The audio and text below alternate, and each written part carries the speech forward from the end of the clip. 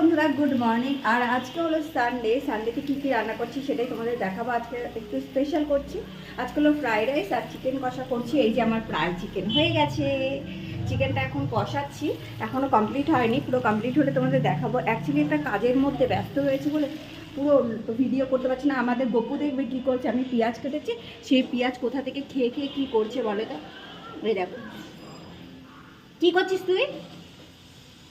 ও পেঁয়াজ খাচ্ছে। বলো তো, আমি তোকে নিয়ে না মানে কাজ করাটা একটু অসম্ভব হয়ে যায়, এদিক ওদিক ছুটে বেড়ায়। আর আমার যাই হোক এখানে হয়ে গেছে, আমি গরম জল বসিয়ে দিয়েছিলাম।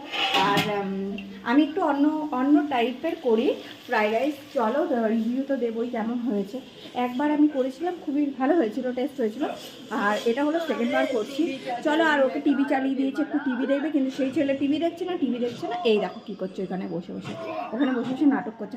চলো পুরো ব্লগ দেখতে থাকো, সঙ্গে থাকো।